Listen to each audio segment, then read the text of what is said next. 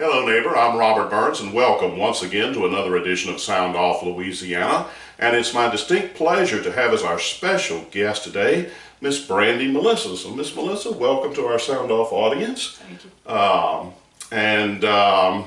Miss Melissa was very intrigued by a certain segment that we did on what I call the backhanded endorsement of Jeff Landry.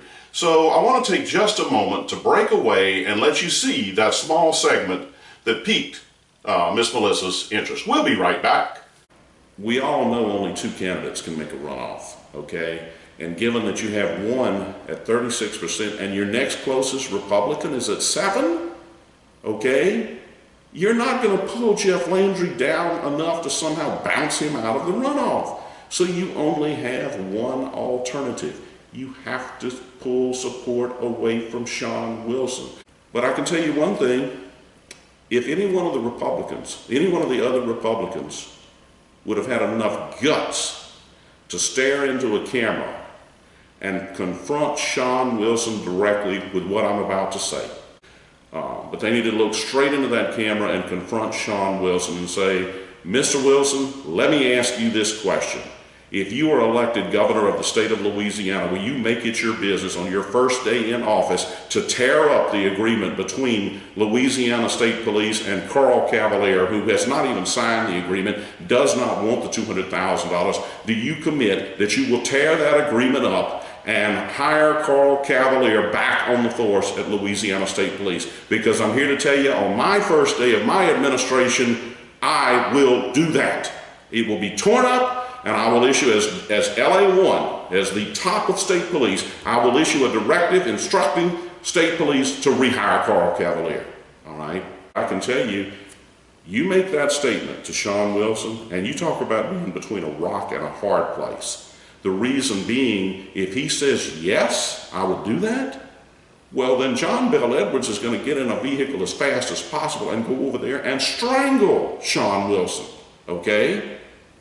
And if he says no, well, he's going to have a real problem with black voters, okay? And if he avoids the question altogether and gives you his usual mealy-mouth, run-of-the-mill, run around the world to say nothing, then his answer is no. You know that. If he was going to do it, he'd tell you, okay? So you better find a way to get Wilson out of the runoff, okay? And they haven't been smart enough to do it. Now, my one big fear from exposing this strategy is that Hunter Lundy strikes me as somebody who would have guts enough to do that. And I'm going to tell you right now, give me a choice on Jeff Landry and Hunter Lundy? Boy, that's a no-brainer. I want Jeff Landry every day of the week. I cannot think of a worse disaster than Hunter Lundy as governor of Louisiana. If by some miracle Lundy winds up in a runoff with Jeff Landry, I can tell you that that's going to really fire up the evangelical vote. Not that it isn't fired up already to support Landry. Hey, that's just the way it is. But you notice Hunter Lundy's never mentioned anything about the whole Marvin Gorman and the fact that he took on the big Jimmy Swaggart and got a $10 million judgment, although it was for defamation, although it was reduced upon appeal. But that's what put Hunter Lundy on the map, you know. And I could just tell you, if you think there aren't still Jimmy Swaggart adherents in the state of Louisiana, you're living in a dream world. All righty, folks, you just saw what piqued Miss Melissa's interest. And let me just say this. There are many of you who tune in strictly to the YouTube videos and aren't subscribers to Sound Off Louisiana. That's fine.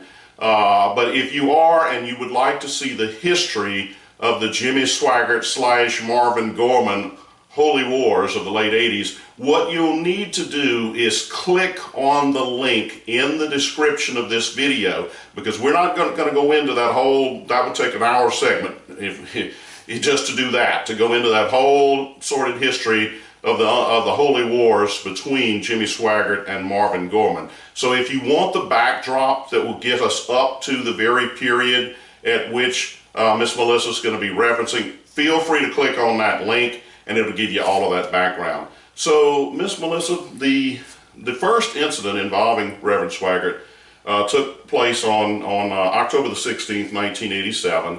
And of course, there was a huge decline in the viewership and so forth, and they did continue to have crusades. But as I understand what you've told me, you and your family became somewhat affiliated with Jimmy Swaggart Ministries in the aftermath of that. So could you take over? The floor is now yours, and I'm going to try to never interrupt you unless to pique a question of curiosity. So the floor is yours. You take over and let our audience know just what all transpired while you and your family were associated with Jimmy Swaggart Ministries shortly after that October 16th, 1987 incident. Take it away.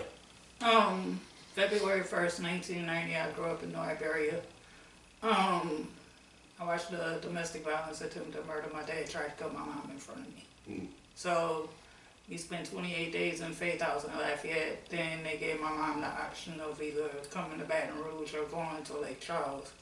And because every time we drove through Baton Rouge going to Gardner to my aunt's house, she always said that she would never live here. She thought we would be the safest here. Then she was unfortunately obsessed with Jimmy Swaggart, as my mom was, so it was all in the family type situation. Okay.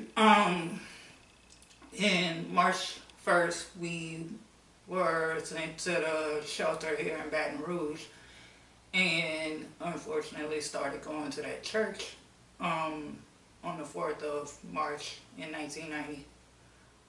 We moved into an apartment near the quote-unquote church on Bluebonnet. Can I interrupt? Is that right across the street what used to be the student dorm? Oh, no, it's not? Okay. All right. And March 14th, which was a Wednesday, the first person that knocked on my mom's door to take my brothers to the youth group was the person who was in Bible college helping with the youth, who during the summer ended up violating them sexually. Oh. Yeah. And at his parole hearing in 2018, one of his professors painted him to be a saint.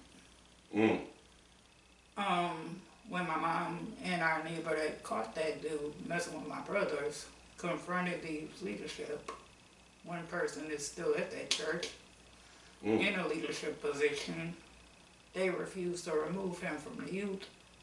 So a few years later, he was convicted of 5 more kids. And when they wouldn't do anything, when my mom confronted him, because our neighbor actually caught the dude in a very compromised position on top of my brothers and on our living room sofa. They told my mom they knew that my brothers wasn't his first 2 victims. They said that? Yep. Wow. And right before his parole hearing, I got pretty much raped by people that I knew from there. Okay. Because I spoke out, just like you're supposed to forgive and move on. One of my brothers, the youngest one, both my brothers are older than me, the youngest one attempted suicide during recess in 5th grade, 11 days before Christmas the same year it happened. My oldest brother coped by violating me. Wow. I didn't say anything. I told my aunt in 1993. And that ended up with me going to the emergency room at Our Lady Lake before they redid everything. And the sheriff's deputy told my mom that if she didn't find my brother a place to go, that I was going to foster care.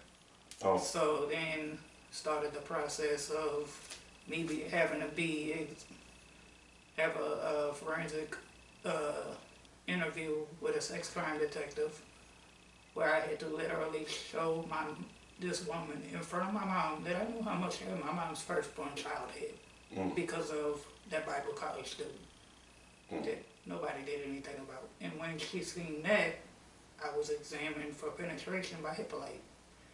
That's the former coroner, for those who may not. He was a longtime coroner for Baton Rouge, Hippolyte Lander. Go ahead.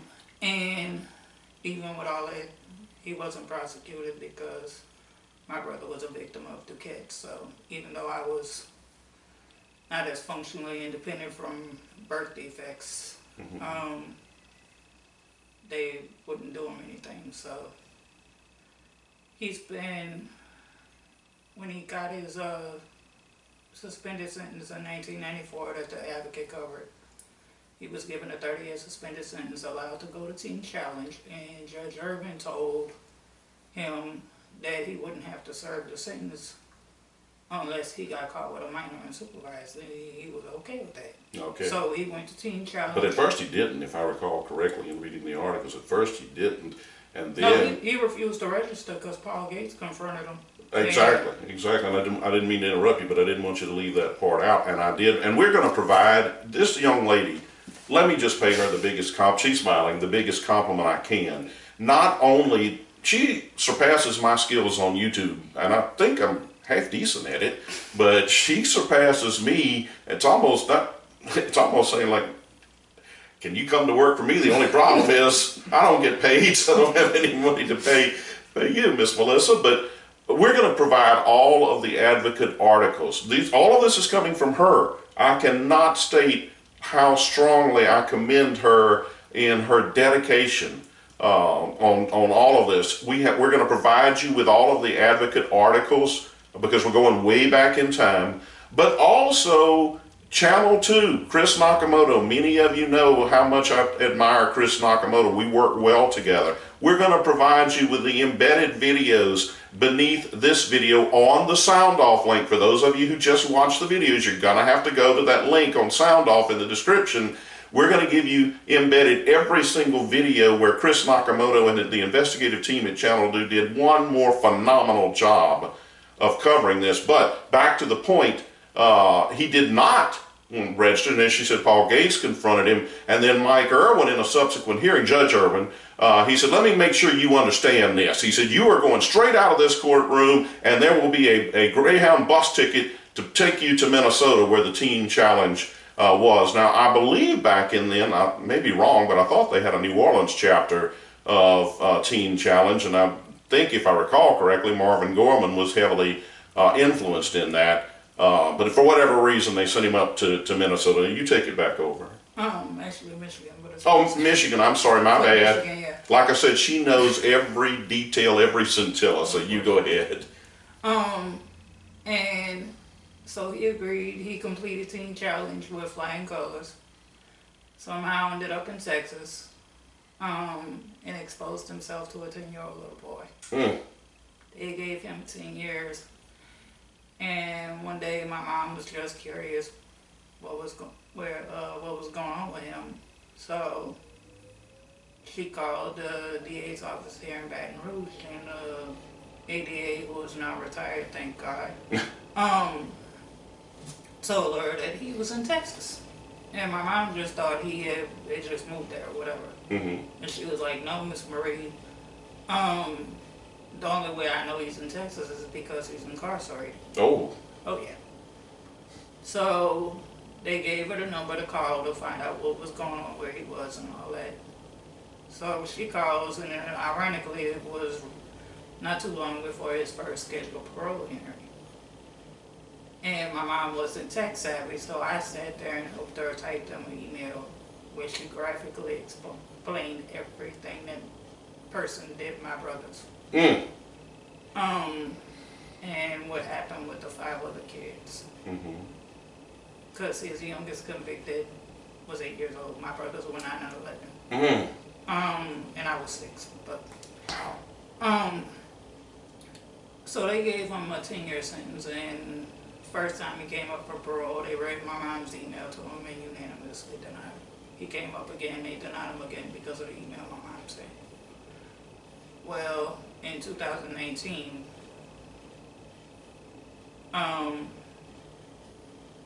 December 2018, they sent my mom a notice about his parole hearing in March 2019, and because the mailman knew she was my mom, he asked me if I wanted it. And when I seen Duquette's name on the thing, I said, yeah, this is about the child molester that violated my brothers and those other boys. God only knows what it is, because I wasn't expecting any of that. So I opened it and saw it was for a parole hearing in March 2018. It took me literally 3 months to write my victim impact statement. Wow. And when it was my turn to talk, I read that thing. I brought pictures of my mom and my brother that has a Purple Heart from being blown up in Iraq in Iraq in 2006. The one that tried to kill himself during recess at school. And he always told my mom that he loved my brothers, he didn't hurt them, all they were doing was hard to blame.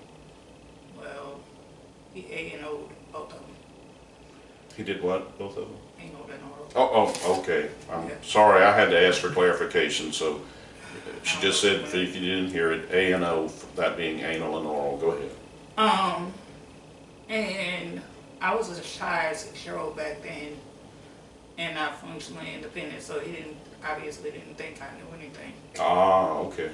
Well, I knew because of what my brother did me, and when he was questioned by the sex crimes detectives, he told them he did that because of what happened to him. So he took out what happened to him on you. Wow. And then when my brother came home on leave for a weekend after 9/11 for Thanksgiving, he didn't say nothing about the war or anything else. All he talked about that whole weekend is what he wanted to do cat and why. That was that shit in the back of my head forever, but dealing with him was my mom's fight. But a week before she passed away in 2017, she told me that she kept him in Texas, so I would have to keep him incarcerated here. And I looked at her like she was absolutely crazy, but I knew that it wouldn't be long and she wasn't going to be here, so I kind of understood. And at his parole hearing in 2018, when it was his turn to talk after I read my statement and they read the impact statements from the other victims, he emphatically denied even knowing me. Oh, wow. Even though he pronounced my legal last name properly, and my own doctors can't do it, none of my teachers ever could. Because Melissa's my middle, but I don't use my last name. Oh, okay. Yeah. But, and that proves to me that he knew he was guilty. And everybody in that room that was on that panel knew he was guilty. Yes. They knew about everything he had done, because my mom drove to Bernie absolutely insane. Keeping track of him and what was going on and everything else. So at a parole hearing, he is saying... His outburst is what got him unanimously denied. Everybody read him the riot act. All right, at least with unable to attend that, I'm glad you said that. She is just emphasized that everybody read him the riot act at his parole hearing, saying he didn't even know her. She said couldn't pronounce properly her last name. He pronounced it absolutely perfect. Oh, I'm sorry, my bad. Hey. He pronounced it perfectly, and she just explained that the two names we're using are Brandi Melissa, because Melissa's her middle name. I would assume the last name may be a little bit difficult to pronounce. For those of you not from South Louisiana, you could understand. But he had it perfect.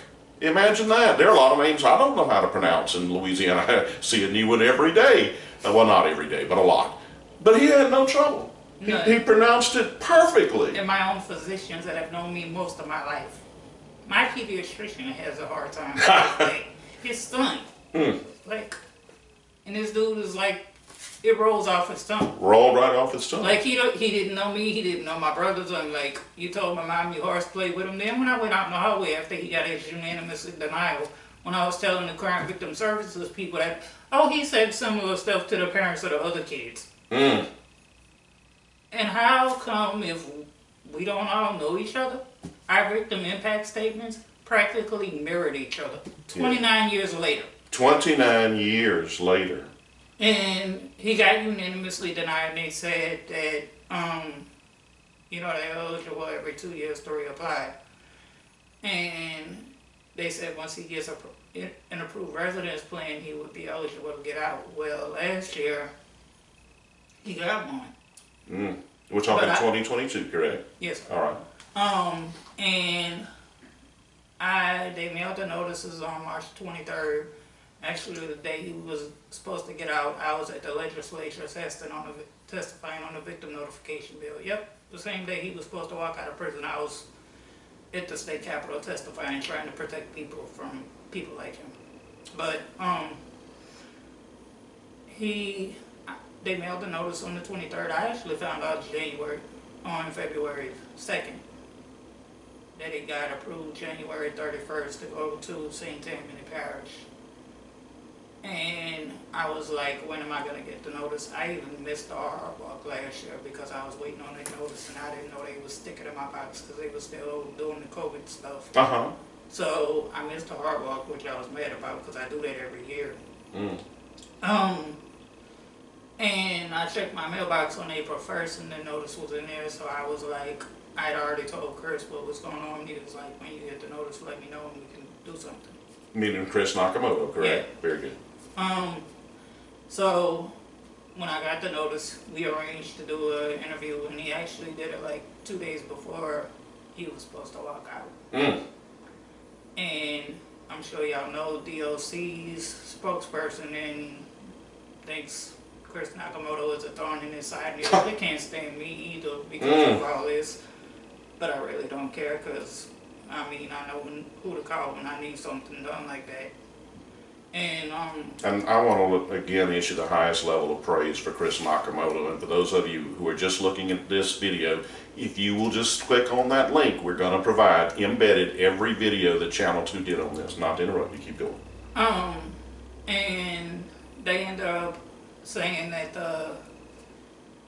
by the evening news, well, when I got home like at 2:30 from the interview, I had an email saying that the residence plan was no longer a go. No longer, okay. So Chris got in touch with them and they said it was because the place he was going to backed out on accepting him. Okay. But I was told by the DOC officials that it was actually media pressure from Chris that got them to change their mind. I was literally told that standing in the House hallway at the state capitol. Media pressure, all right. And so I thought I could breathe because they said because of the publicity it got last year, he probably wouldn't get approved for another one. All right, so they were saying that he probably won't get approved. Okay, most likely wouldn't get another residence plan because of all the heat from, okay. And so I didn't really say any, I didn't keep in touch with Rayburn every month like they told me I could to see if he got one approved. And you didn't figure you had to. They pretty much told you it ain't gonna happen. So go ahead. And so I went to Kansas to spend time with a few friends. And my friend's adopted daughter was getting ready to have a baby. She actually had a baby the day before he walked out of prison. That I wasn't expecting. But I left here on June 5th. My friend had a baby 2 weeks later. And June 22nd, I checked my phone because it was going off like I had an email. And I get informed delivery on my email because of stuff. And I seen that I was getting mail from Rayburn. So I was like, what is this? What's going on? It was 7:45, so I waited till like 8:30 to call them. And the lady informed me that he was in immediate release. Immediate release from the Rayburn facility that I believe is in Bogalusa, if I remember, somewhere in that area. Yes, near Bogalusa. Near Bogalusa. He was in immediate release on the 20th because he had an approved residence plan, and I was like, what? Yeah. Immediate release. Immediate release for those of you who may immediate release. Now, of a person that has 49 counts against him, but only pled to 5.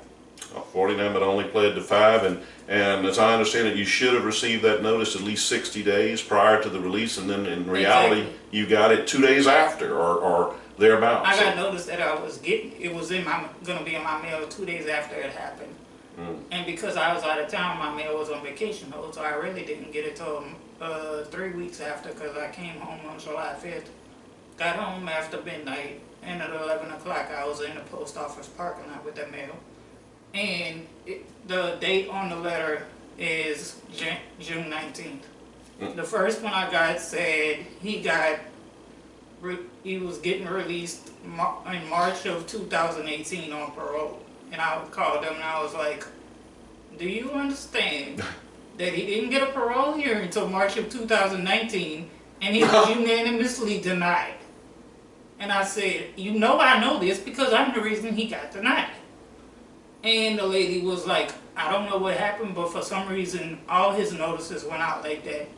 And I told her, I said, well, because of stuff I'm probably going to have to do to protect myself against him, in the event he tries to come to Baton Rouge, even though he's prohibited from coming into this parish because of me and one of his other victims are still here. I said I need the correct date with the correct code. So she finally sent it to me. I got it on July 7th. Still, the thing still had the June 19th date on it, which was the day before he was released. And it had the correct information. And I asked her if he was on an ankle monitor or a curfew. She said no. No ankle monitor, no curfew. The parole board would have to order his sex offender supervisor told me the parole board would have to order the ankle monitor and to put him on curfew. And you know, they put nonviolent drug people and stuff like that on curfews religiously. Almost every hearing they have when they let somebody out, oh, you have a curfew 9p to 6a or 10p to 6a, whatever. His 5 convicted victims were harmed during overnight stays at his house. I was told he's not going to be put on curfew because they don't want to prevent him from being a successful citizen. Well, and let me also emphasize, and again, Chris did an outstanding job. While he did complete the Teen Challenge program, you're going to hear, if you go to the videos for Chris Makamoto, you're going to hear an LSU professor state that, look, you do not alter this behavior. It's ingrained, and they're going to repeat. Child predators have the highest rate of recidivism. I struggle with that word a little bit, but you know what I'm saying. Recidivism of any type criminal out there. Now that's not me saying that. That is an LSU professor who knows what he's talking about, okay? And so I'm just going to, by the way, Miss Melissa has religiously followed our blog, particularly with regard to the C.J. Matthews features, with regard to Deputy Fred Corder. And Sheriff Bobby Weber, I really hope you're looking at this. I really hope you are. Because I think this demonstrates, maybe it's just a week in the newspaper for you, which right there is of concern. Because all you're worried about is the fallout for you. You've just seen the lifelong trauma that those that you went out of your way to provide are out. You've just seen the impact it has on them. Try telling them that their pain, their suffering, is only a week in the newspaper. I don't think it would fly. No, his parole hearing, when he called me into the room, my body reacted literally like I was about to be arm's distance from this person that I hadn't seen in 29 years. Wow. Yeah, it wasn't, I can't even explain it. But I can understand. I can't relate. I've never been through anything like that. And I'm thankful to God that that is the case. But, so, July 7th, I got this notice. But Bess had did the interview with me today. I got that thing because I sent her a message. I was still in Kansas on the 22nd of June. And I told her what happened, and I was like, I didn't have the notice yet because I wasn't home, so I didn't have to open it. But I told her what they said, and we arranged to do that phone interview. We did. But they used my interview from last year too, when I was absolutely terrified that he would get out. And she asked me how I was feeling. I said, complete horror. I mean, complete horror. He got locked up for the 5 he's convicted of when I was 11. My mom was still alive. I was a child, and I was still pretty shy. I didn't know life with him in the free world, literally. And having to come home and adjust to that reality, still to this day, is not easy for me because people know where I frequent. They know where I am. So I've had to readjust my entire life and not do my routine as I used to. Wow. And while he's I don't even know what his daily life is like, and I really don't care, even though I've been told that where he is in an area of the east side of New Orleans where they don't take kind of the people like him. Mm-hmm. So he's got more to worry about than me. But even knowing that, it's still like he's free. And I feel like I failed my mom, even though people told me I haven't failed it. I fought my what off, which I know I did. You did. Because I've even been at the legislature about this with a task force that deters crimes like this against kids and other stuff. And when I seen a particular person running for governor, I was like, oh my God. And I'll let you elaborate on that. This whole situation with this candidate is rehashing all that stuff. Mm-hmm. In March, I sent his campaign page a message.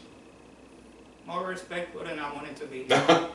Told him who I was in the whole situation, and I'm like, give me one reason that you deserve my vote. Mm-hmm. This is almost the end of September. I've got no response. So 6 months, no response. None. We had a disability gubernatorial forum Monday at the local library, and he was attending. Was that a week ago today? We're filming this on, help me out here, today is Monday the 25th of September. Yeah. So was that forum on the 18th? Okay, very good. Yeah. Monday, September 18th. Go ahead. On the afternoon at the Global Library, and I got there early because my friend that works for our organization that put it on thought we were going to have to set up the whole room and everything, but thank God the people at the library took care of all that before any of us even got there, which was good. Mm-hmm. But when the candidates started getting there, they was walking around to everybody that was there, giving them their literature or whatever, and shaking hands, asking for votes. Sure, that's what you do with Of these course, functions. most because of what I've done in the last 15 years, I know all but probably one of them that's running. Okay. So I was helping him, we was talking and everything else. And I even, when he walked up to me, it didn't seem like he could talk to me as easily. I don't know why. Whether he's paid attention to WBRZ in the last 4 years or what. But I did hug him like I did everybody else. Sure. And he gave me his card, he gave me his little campaign flyer, which they cleaned off the table, so thank God I don't have that to look at anymore. But, so, when I got home, Tuesday, I sent his campaign an email, the same one I sent in March, and still no response. Still no response. But yet, he's walking around to everybody's table, shaking hands with everybody and everything. I want your vote. And then at the beginning, before the thing even started, he was telling, this was a bunch of people with disability advocates, parents of kids with disabilities of all mild to the most severe. Sure. And they was explaining what the format was going to be. And he was like, well, most of my answers are going to be short. And I was like, oh, really? I mean, it's bad enough we got a certain governor's chief of staff who ran for 10 years before he decided to run for governor, one of the most powerful lobbying organizations that controls the legislature in the state, trying to run to fix the problems he created. But, So we also have somebody who doesn't have anything to say about child sex predators. And so I found out that who's broadcasting the debate they're going to have Thursday, and I contacted one of the moderators and explained that whole situation to her, and I'm like, I hope you can pose a question to these candidates, considering especially what has happened, not only with me in the last 2 years since last year with the victim notification bills that DOC ignored, that include the release notices, and I know that because I had the representative that did one of the bills include release notices in her bill because I knew this was going to happen. So technically, he got out June 20th. I should have got that notice in April. And so you're asking for some specific question or questions to the candidates on Thursday for the next debate that is being sponsored by LPB, correct? Yeah, because even with my situation, Lawrence Hecker, the priest who just turned 92 in New Orleans, that's in prison trying to get his bond reduced Wednesday, that violated those kids way back when. In 1968. And we're going to go ahead and provide that link too. That was done by David Hammer, WWL TV in New Orleans. We'll provide that link as well. All compliments of her. All right. And then when you got that situation in Ascension Parish with Sheriff Matthews, with the crap he's going through because he didn't want to keep. Well, he's not sheriff yet. He's a challenger. Well, C.J. Matthews. I'm calling him sheriff. I like you. You didn't hear it. She said, "I'm calling him sheriff." All right, go ahead. So I mean, it's not just in Baton Rouge, not just in New Orleans. It's statewide, and they probably got stuff that's happened that nobody knows about yet, because to talk about child sex abuse is not the easiest thing in the world. So no, it is not. And out of all the candidate forums that they've had debates or whatever, nobody has brought up that. And a lot of those candidates are of the faith that where it's mostly known to happening. Oh, and you're right. You're absolutely right about that. The front runner, including the front runner, yes, has refused to prosecute the priest that he knows about. But nobody's brought up the issue of how they would handle that kind of situation. What they would do for the victims, what they would do for the offenders. And that's kind of bothersome to me, because it ought to be very bothersome. This state claims to be the most pro-life state in the country. Yes. Well, vulnerable humans don't just exist in the uterus of a pregnant woman. Amen. But even the State Right to Life organization thinks speaking up for people that are vulnerable outside the womb doesn't benefit their agenda. So, in my humble opinion, the candidates need to be pressured to answer how they would handle the situation, because it's pretty much not just a Louisiana problem, it's a national problem. It is. And if y'all really care about people, the kids, the victims of any age, done by anybody, churches, schools, or whatever, because you even have foster parents molesting foster kids.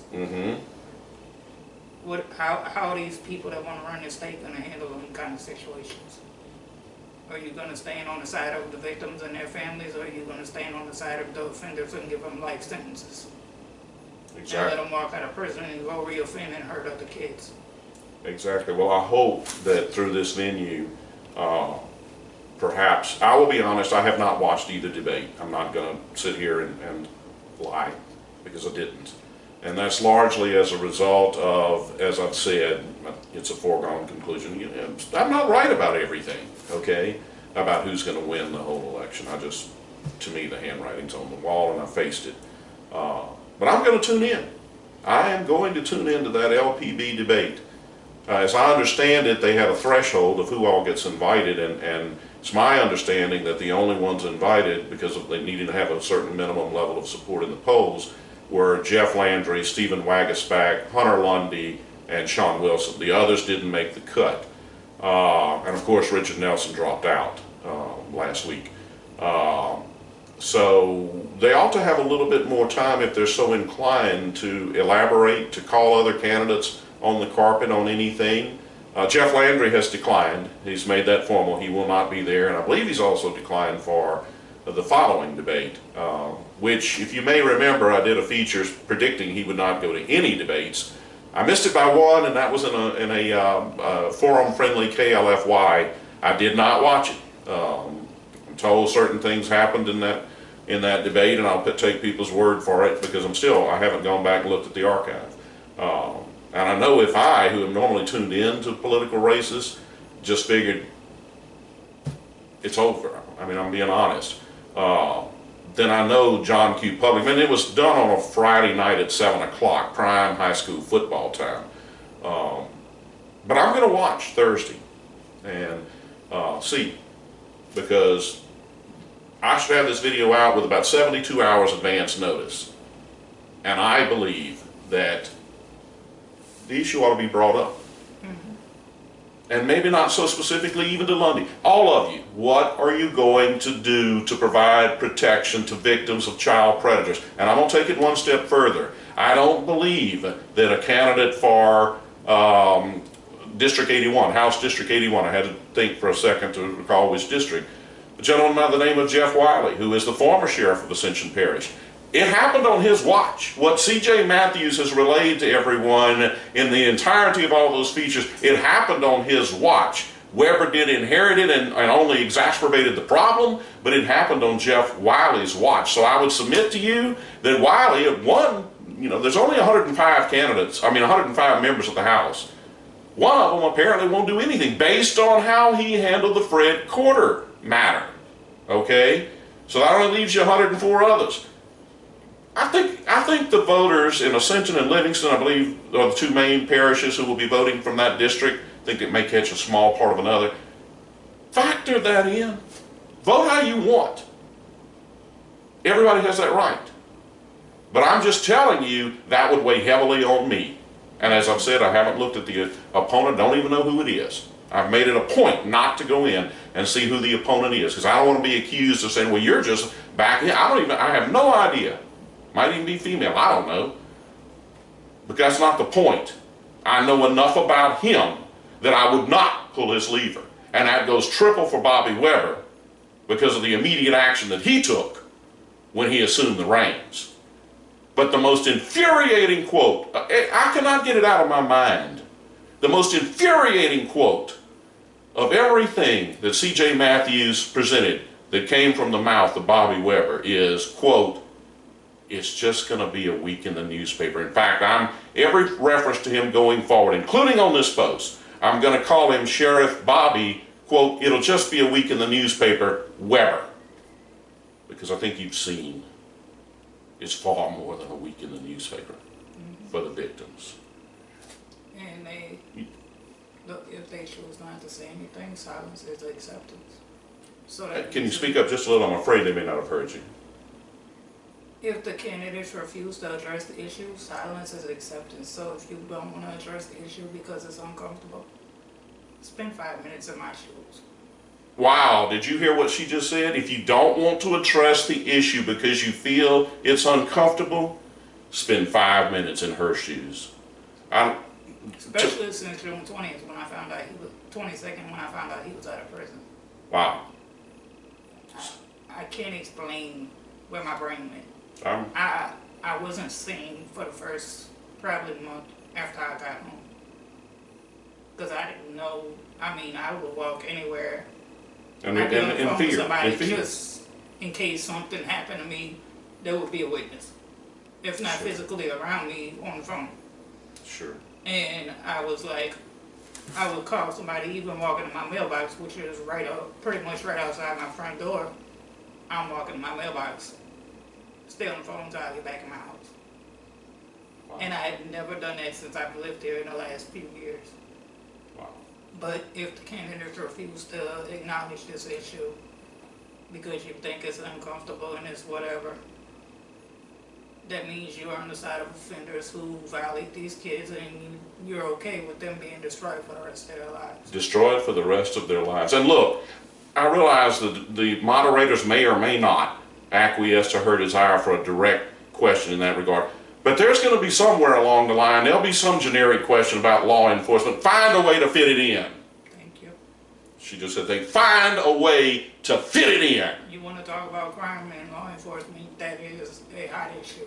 Exactly. And it happens more than it's reported in the news. It most certainly does. So, thank you so much. Do you mind if I give a hug? She doesn't mind at all. Thank you so much for being our guest. If you'd like to make any concluding statement, you feel free. The floor is still yours. I've tried to keep it yours as much as I possibly could. Sheriff Matthews, thank you for your guts and everything you did. Even in the July 2016 morning when you did everything you could to go save the life of my high school classmate and his co-workers from that insane fool that killed them and injured the rest of them. Wow. And good luck with your race and keep up the fight, because people like me are behind you more than they are your opponent. And I hope he heard me. Well, basically, she was saying thank you so much, Sheriff Sheriff Matthews, for what he did in, I guess it was the 2016 incident in Baton Rouge, and that she's behind him. It makes a stark contrast with his opponent, who is the incumbent. And it was just a genuine, heartfelt appreciation to, as she calls him, Sheriff Matthews. And I thought, at first I thought it was a slip. And I said, well, he's not sheriff yet. She said he is in my book. So thank you so much. I will have this feature out by end of day today to try to provide LPV with the full 72 hours notice, so they don't try to say, well, we didn't know anything about this. Well, you're not paying. Tune in to Sound Off Louisiana. Check your, there you go, check your email. Thank you. Well, thank you so much for taking out the time. You have my highest level of admiration. I'm sure you know that. Mm-hmm. And let me tell you something. Your mother is extremely proud of you, and I know you know that. Mm-hmm. So don't listen to any inkling from the evil one who may try to, you don't, I know you won't. All right. Well, thank you so much. We're going to have yet another feature coming up. It's not going to top this one, but we're going to have another feature coming out in the very near future that will again go back to things going on in Ascension Parish under current Sheriff Bobby Weber.